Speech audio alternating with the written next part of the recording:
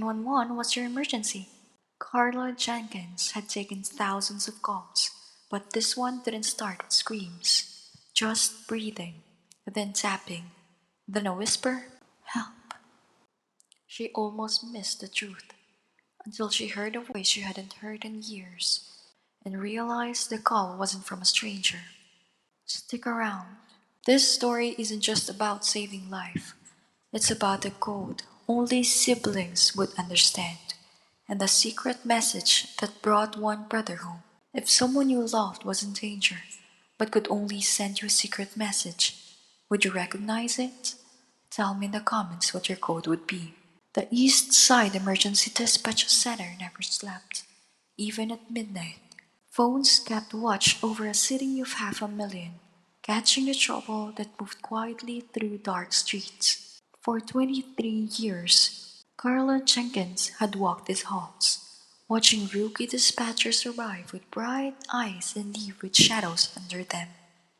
She'd seen the job either break people or forge them into something unshakable. At 52, Carla had become the steady heartbeat of the night shift. Where others fumbled with protocols and froze in the heat of a call, she moved through chaos like water, fluid, precise, always finding the path forward. Her colleagues had a nickname for her, the Calm. They never said it to her face, and she preferred it that way.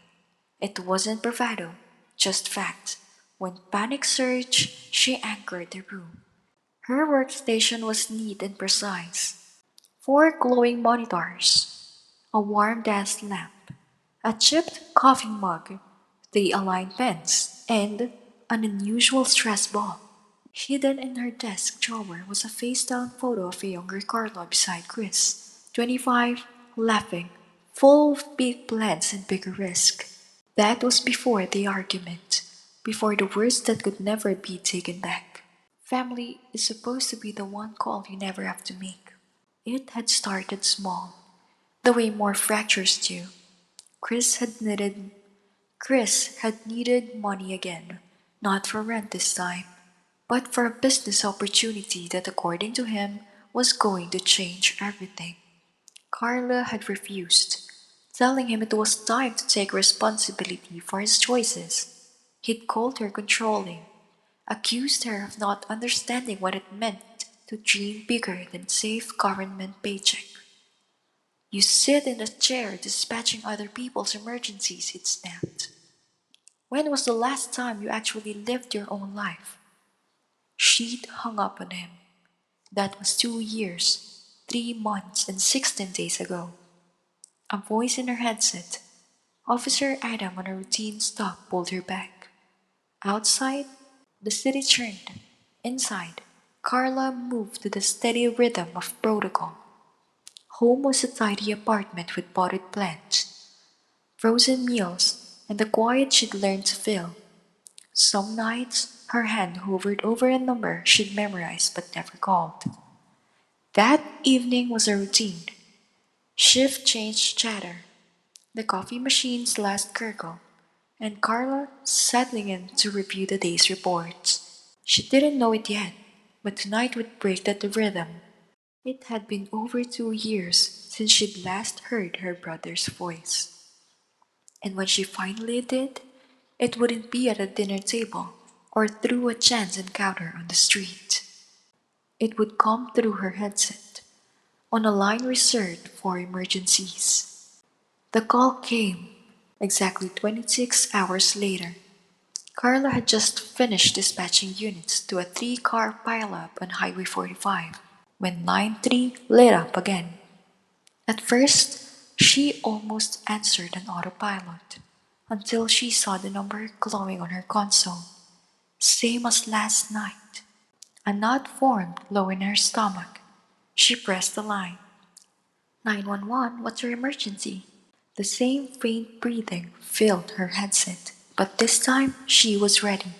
She adjusted her audio levels, the motion fluid from years of muscle memory, and leaned into her microphone. I can hear you breathing. If you're in danger and can't speak, tap once for yes, twice for no. Three soft taps. then silence. Her brows furrowed. Sir, I asked for one or two taps. Can you try again? A pause. Then that same whisper, clearer this time. Help. Her fingers tightened around her pen. I want to help you. Can you tell me where you are? What's your address? Silence stretched between them like a held breath. She could hear the air in and out, steady but strained, as if the caller was rationing each sound. Then, so faint she almost missed it, came three words. Can't. There. The line went dead. Carla stared at her console, her pulse quickening. This wasn't a pocket dial, not a prank. Someone was in trouble, real trouble, and for some reason, they were choosing to call her line. But why? She spent her break in the records room, a place where the rest of the night crew rarely ventured. The glow of the computer screen lit her face as she pulled the last call's audio file.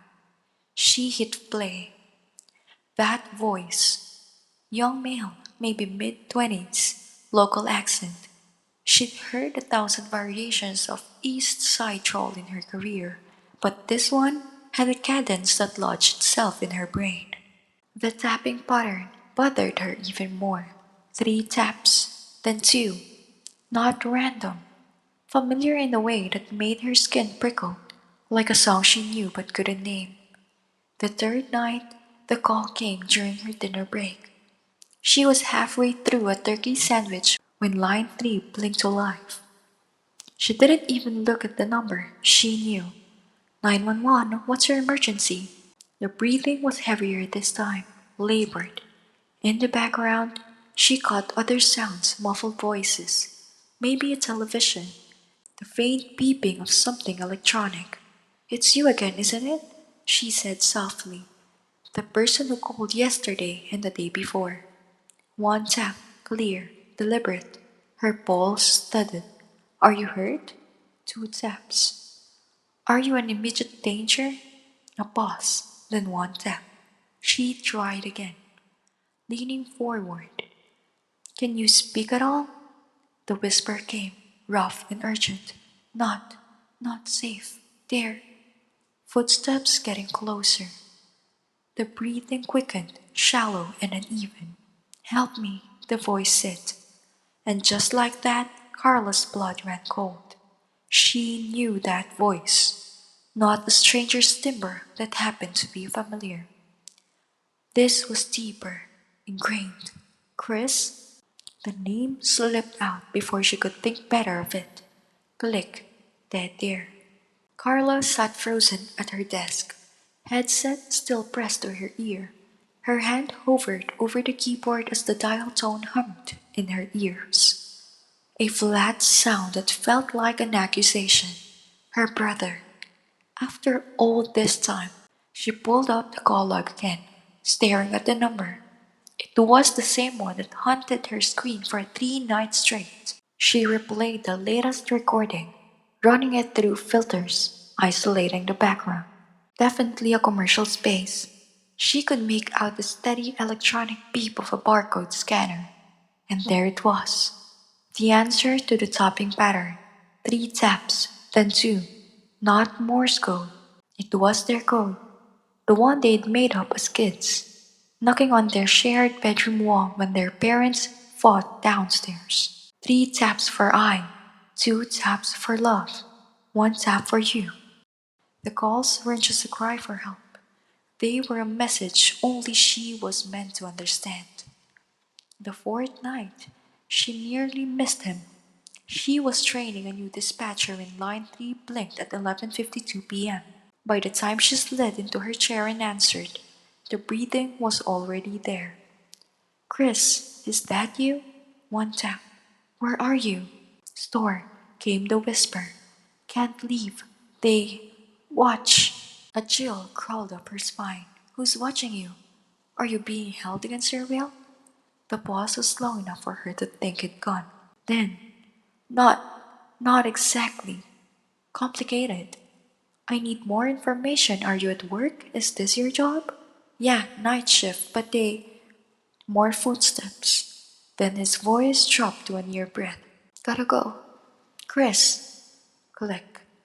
She sat there, headset askew, trying to process what she'd just heard. 2 years ago, before the fight, before the silence, Chris had mentioned taking a night job at a convenience store. Temporary, he said. She'd barely listened, too focused on telling him no for the money he'd wanted. The details we ignore are often the ones that matter most. Now, those details felt like keys to everything. If he was calling her in whispers, using her old code, that meant someone was always listening. Someone who controlled when he couldn't speak and what he could say. And if Chris had resorted to typing I love you across a phone line, he knew might not to stay open long. Then, this wasn't just about a bad job or a run of a bad luck. Someone had him trapped. Carla didn't sleep when her shift ended. Instead, she sat at her kitchen table in the pale gray light of morning, her laptop open, a legal pad already crowded with looping handwriting and underlined names. Years on the job and taught her how to reverse engineer a mystery from scraps of information. She knew how to trace a call, how to map out possible locations, how to let details whisper their way towards the truth. The phone number from the mysterious call led her to a Cricket Wireless account under the name C. Martinez. Fake, but the billing address gave her a foothold. From there, she pulled up a map, narrowed it to 3 mile radius, and cross-referenced every convenience store in the area. 4 possible matches. 2 of them were open 24 hours. The kind of places that would keep night staff like Chris on duty. She could have taken this to her supervisor, could have filed it as personal lead and let the department run it down. But something about Chris's voice, the tension, the way the words seemed to curl back on themselves, told her there wasn't time for the slow route. By noon, she was in a corner booth at Red Steiner with Detective Erin Blake, an old friend who'd moved from patrol to investigations. Erin had the kind of memory that didn't forget favors, and Carla had been there for her during her rookie years, guiding her through radio traffic that could turn chaotic in seconds. Carla slid a folded sheet of paper across the table. I need security footage from these addresses. The past 2 weeks, if possible. I'm looking for a specific employee. Erin glanced at the list. This is about the family situation you've mentioned? Carla hesitated. It's my brother. I think he's in trouble. What kind of trouble? I don't know yet, Carla admitted. And that was the truth. Chris had always been drawn to shortcuts and get rich quick promises, but he wasn't reckless enough to play with something truly dangerous, or at least she'd believe that. All I know is he's scared, and that scares me. Erin's expression softened, but her voice stayed professional. Give me 48 hours. The call came that night, right on schedule. Same line, same breathing, but this time, Chris's voice was stronger, faster, urgent. Can't do this much longer, he whispered. They're getting suspicious. Carla leaned forward, headset snug against her ear. Suspicious of what? What are they making you do? Not making, just watching, making sure I don't talk. To whom? The police? Anyone. Look, I took a job that seemed easy, needed money. Now they won't let me leave. Her dispatcher instinct kicked in, keep him talking. Get details without spooking him.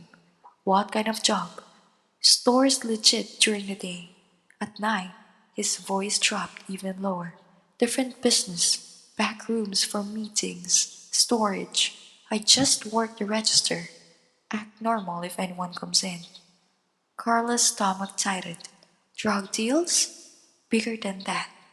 And tomorrow night, something's happening. Something they've been planning for weeks. The soundscape shifted. A door opening, muffled voices approaching.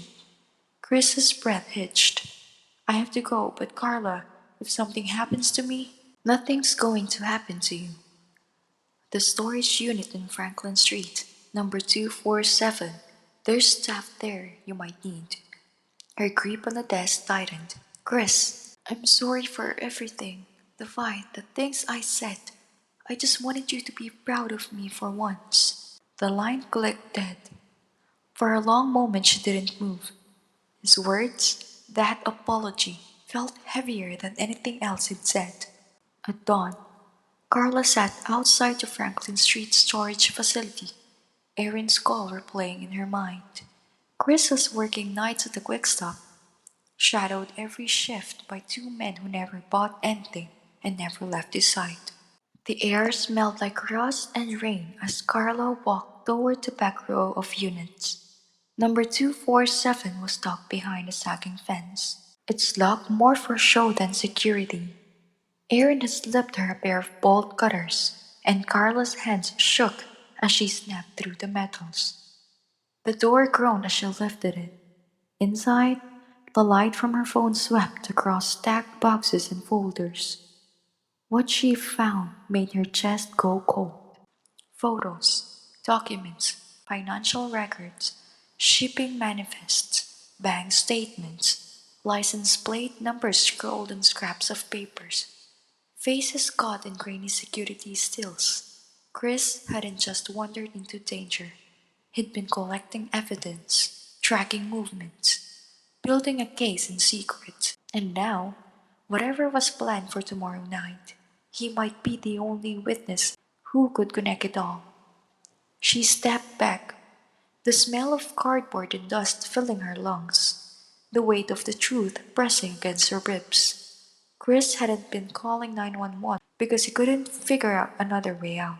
He'd been calling her specifically, using their old childhood code, because he knew she'd listen when no one else would, because he trusted her to follow the trail, and because, whether she was ready or not, she was already part of whatever was about to happen next. Carla's shift at night stretched like a rubber band pulled to breaking.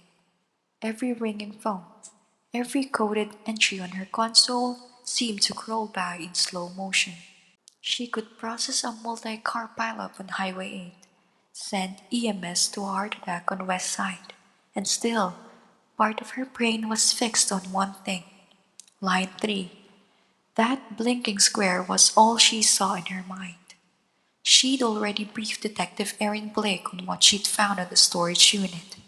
The evidence was damning. Bank records, photographs, shipping manifests. Now, units were staging near the quick stop. Engines cold, lights off, but without precise timing or a full head count. Charging in would be a gamble with Chris's life. At 11:43 p.m., the console lit up again.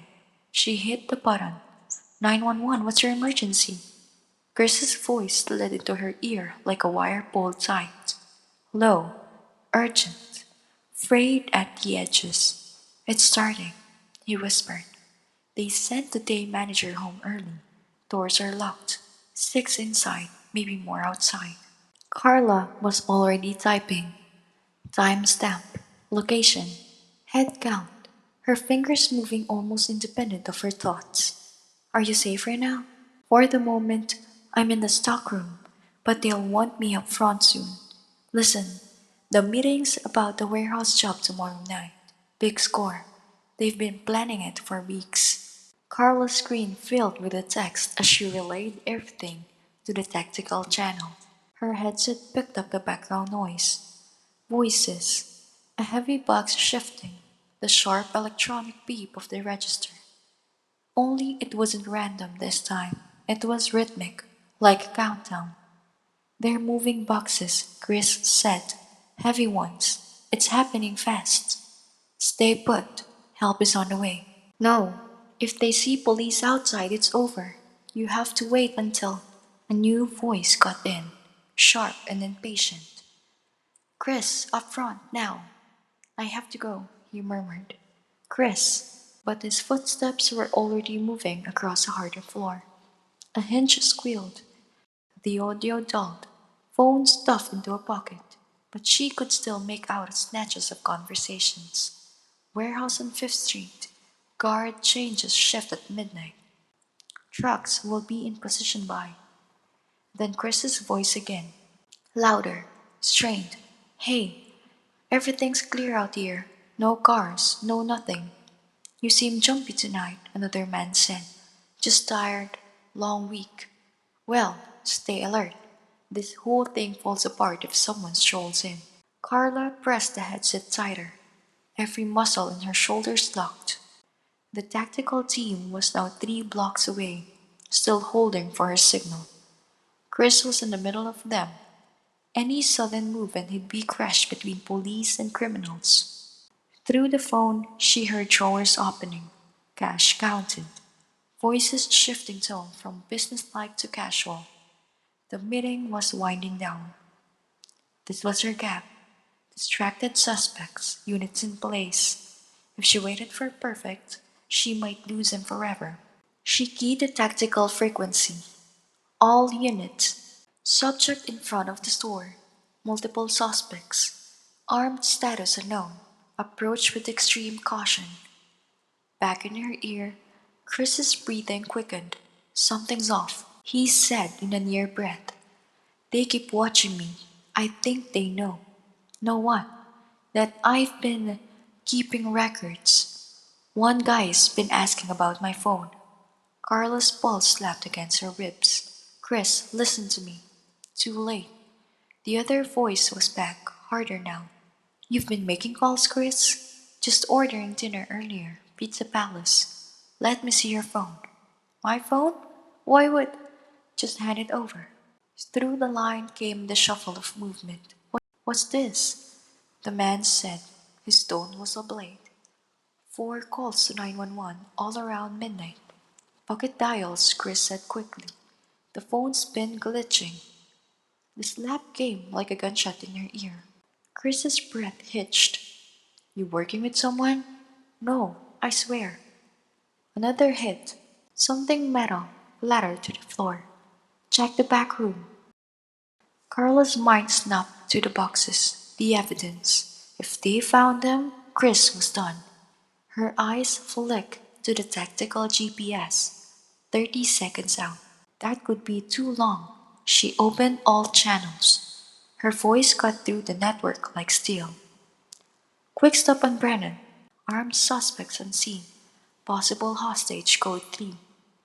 The city woke in response. Sirens screamed to the life in the distance, but the sound that froze her blood came from the other end of line 3.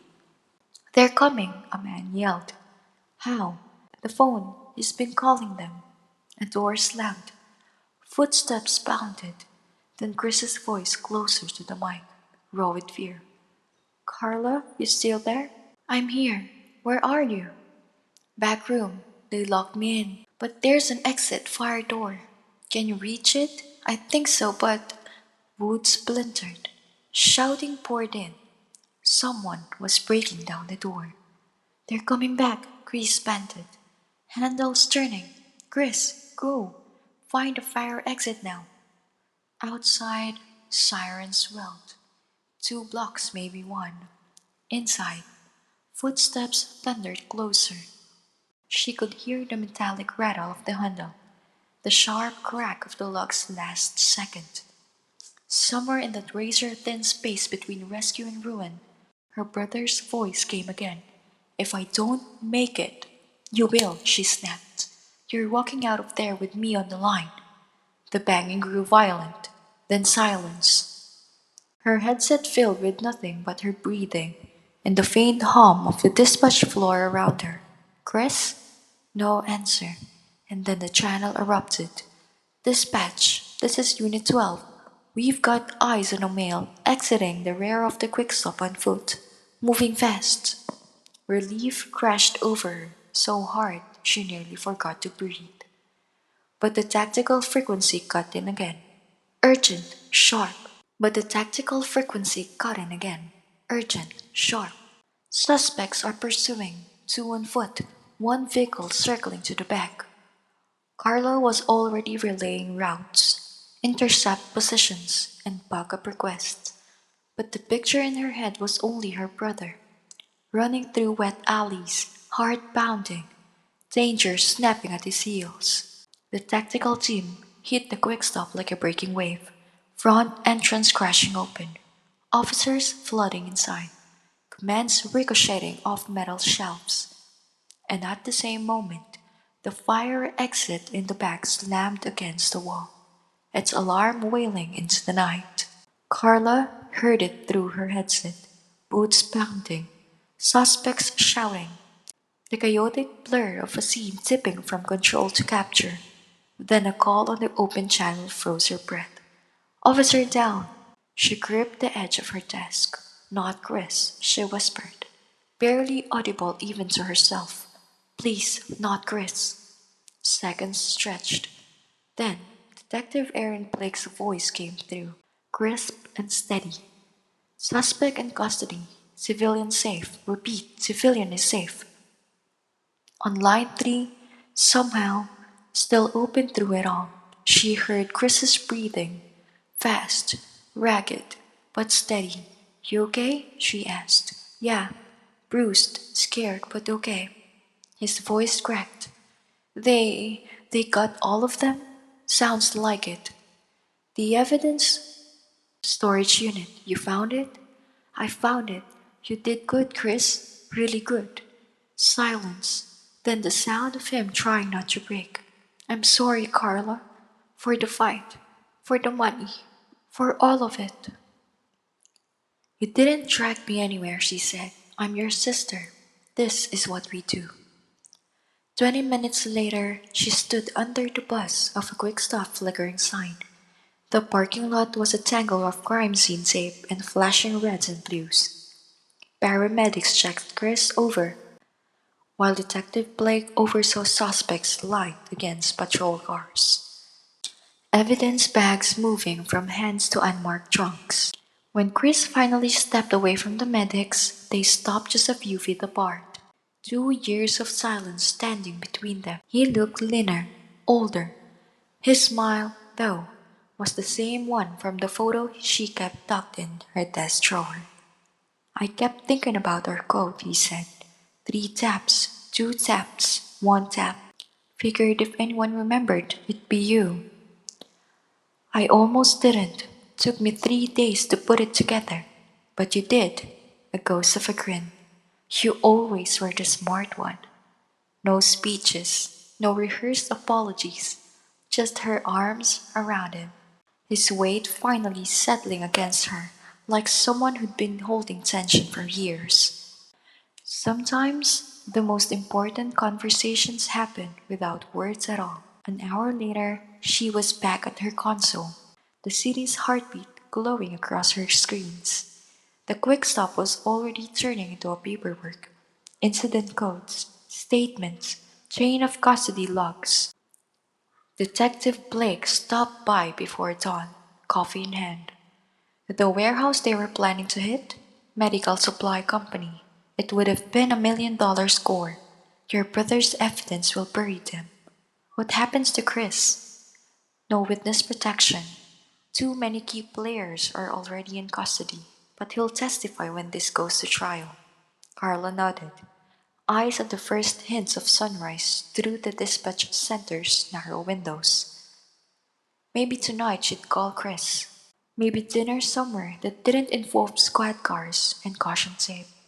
You know, Blake said, leaning on the console, in 20 years, I've never seen a case like this. Criminal calls 911 to report his own operation, uses childhood code to reach his sister, times the whole thing for a takedown. He's always been dramatic, Carla said. Dramatic and effective. We've been after this screw for 8 months. He gave us everything in a week. As the morning shift trickled in, Carla thought about how easily this night could have been just another shift. About how an old code had bridged 2 years of silence. About how family, when it mattered, could still find the same frequency. Her supervisor approached with a stack of reports, but before he could speak, line 3 lit up, not Chris, but a new voice, elderly and nervous. I think someone's trying to break into my neighbor's house. I can help you with that, she said, settling her headset more firmly. Let's start with your address. Outside, the city kept moving. Midnight to dawn, crisis to resolution. Dispatchers like Carla kept the lines open between fear and help, question and answer, the lost and the found. Sometimes the call that changes your life aren't the ones you expect. Sometimes they come from voices you thought you'd never hear again, using language you thought you'd forgotten, reminding you that love finds a way to travel even through the darkest static. And sometimes, if you listen carefully enough, you realize that the most important emergency you'll ever answer is the one that brings you home. Everyday heroes are all around us.